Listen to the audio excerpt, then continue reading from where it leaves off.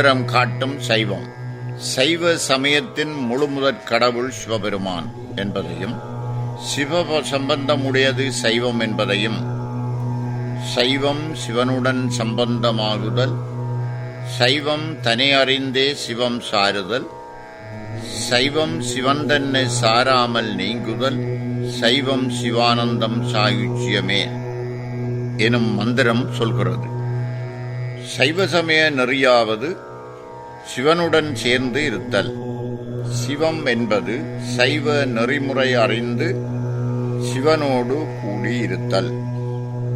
சைவம் என்பது சிவப்பரம்பொருளோடு தாம் ஒன்றி கலந்து இருக்கிறோம் என்ற உணர்வுமற்று அந்த நினைப்பையும் விட்டு ஒளிந்து இருத்தல். இப்படி சிவத்தோடு சிவமாக கலந்து சிவ சிந்தனையில் சிவானந்தம் பெற்று பரம்பொருளோடு இரண்டர கலந்து நிற்றலே சாயுச்சிய நிலை அடைதலாம். அது மட்டுமல்லாமல் பாச ஞானத்தில் அளந்தும் ஆன்மா எப்படி பசுஞானம் பெற்று பின் பதிஞானம் சித்திக்க சாயுச்சிய முத்தி பெறுகிறது எனும் சைவ சித்தாந்த செம்பொருளையும் இம்மந்திரம் திட்டத் தெளிவாக சொல்வதை காண முடியும். முழுமுதற் கடவுள் சிவபெருமான் என்பதையும், எவ்விடத்தில் அவனை பணிந்தால் பணிபவர் உள்ளத்தை கோயிலாக கொள்வான் என்பதையும் பின்வரும் மந்திரம் உணர்த்துகிறது. நாடும் நகரமும் நல் திருக்கோயிலும் தேடித் திரிந்து சிவபெருமான் என்று பாடுமின் பாடி பணிமின் பணிந்தவன் கூடிய நெஞ்சத்து கோயிலா கொள்வனே. நாடு நகரங்கள் எல்லாம் நல் திரு கோயில்கள் இருக்கின்ற இடங்கள் என்று தேடிப்போய் அங்கெல்லாம் இருக்கின்ற சிவ பரம்பொருளை கண்டு சிவபெருமானை என்று பணிந்து போற்றி பாடுங்கள். பாடி பரவி வணங்கி நில்லுங்கள். இப்படி வணங்கி பணிந்தால் பணிபவர் உள்ளமே கோயிலாக கொண்டு எழுந்தருளுவான் பரம்பொருள் என இம்மந்திரம் கூறுகின்றது. அது மட்டுமல்ல, சைவ சித்தாந்தம் கூறும் முப்பொருள் உண்மையையும் திருமந்திரம் சித்தாந்த சாஸ்திரங்கள் தோன்றுவதற்கு முன்னே கூறிவிட்டது. முப்பொருள்கள் பதி பசு பாசம் என்னும் மூன்று. அவை மூன்றும் அனாதியான உள்பொருள் என்பதை பதி பசு பாசம் எனப்பகர் மூன்றில் பதியினைப் போல் பசு பாசம் அனாதி, பதியினை சென்றணுகா பசு பாசம், பதி அணுகில் பசு பாசம் நிலாவே என்கிறது மந்திரம். பதி பசு பாசம் என்று சொல்லப்படும் மூன்றில் இறைவனைப் போலவே உயிர்களும் அவற்றை பற்றியிருக்கும் பந்த பாசங்களும் அனாதியானவை. தலைவனாகிய இறைவனை ஆன்மாக்கள் அணுகுவதில்லை. காரணம் அவற்றை பற்றியுள்ள பாசங்களாம். ஆனால் இந்த ஆன்மாக்கள் தலைவனாகிய பதியை நெருங்கினால் அவற்றை பீடித்துள்ள பாசங்கள் நில்லாது விலகிப்போம் எனும் சைவ சித்தாந்த உண்மையை இம்மந்திரம் சொல்கிறது. சித்தாந்த நெறி நின்று இறைவனை தொழுதால் சிவம் முத்தி சித்திக்கும். வேதாந்த தெளிவே சைவ சித்தாந்தம். இது காட்டும் பொருள் சிவமே என பின்வரும் மந்திரம் உணர்த்துகிறது. சித்தாந்தத்தே சிவன் முத்தி சித்தித்தலால் சித்தாந்தத்தே நிற்போர் முத்தி சித்தித்தவர்.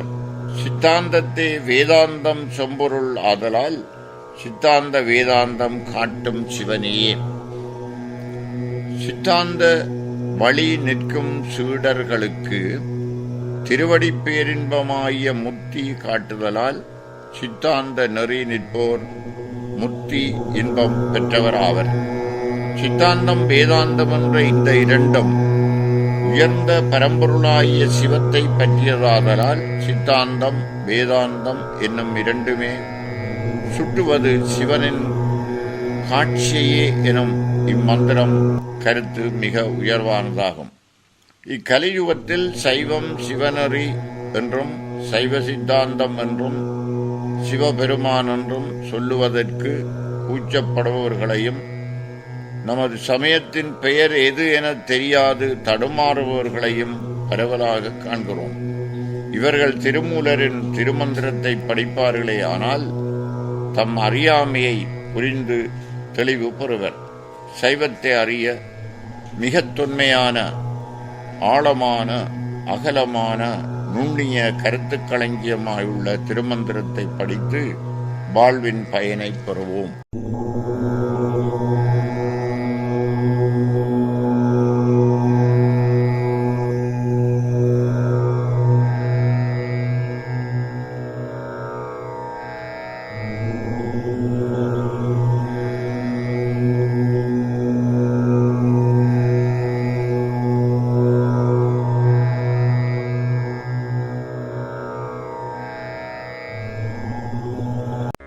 புலர்ந்தது போதென்று புட்கள் சிலம்ப புலர்ந்தது போதென்று பூங்கொடி புள்ளி புலம்பினவளோடும்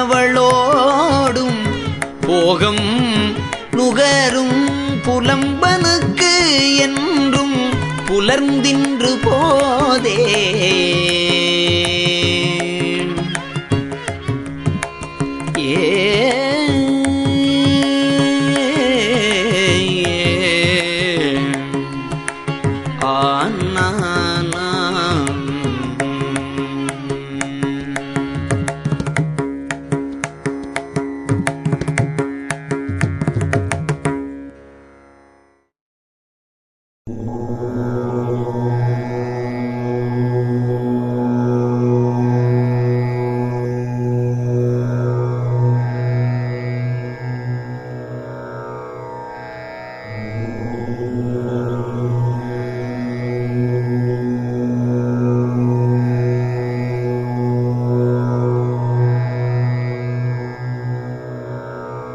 தோணி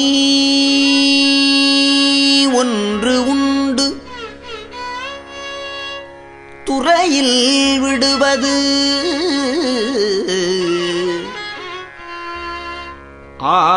ஆணி மிதித்து நின்று ஐவர்கோல் ஊன்றலும்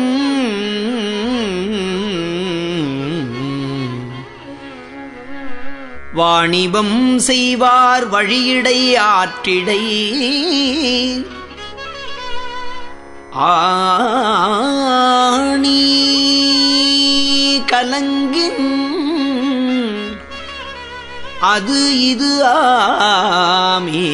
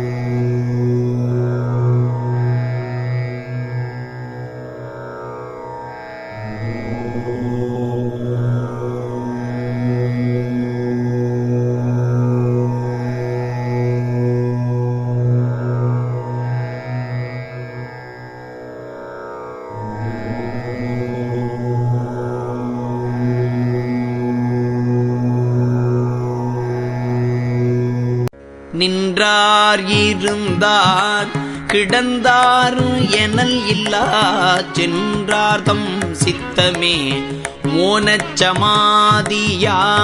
மன்றேயும் அங்கே மறைபொருள் ஒன்றுண்டு சென்றாங்கணைந்தவர்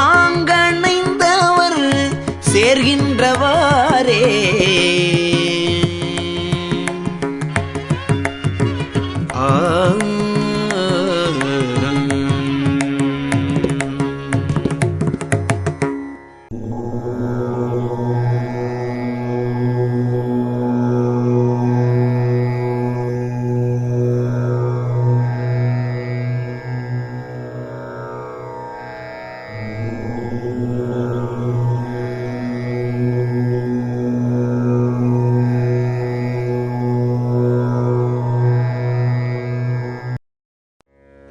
காட்டும் குறியும் கடந்த காரணம்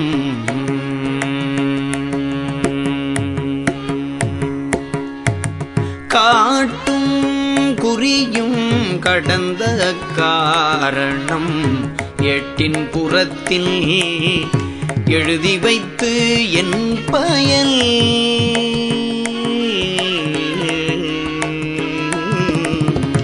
காட்டும் குறியும் கடந்த காரணம் எட்டின் புறத்தில் எழுதி வைத்து என் பயல் கூட்டும் குரு நந்தி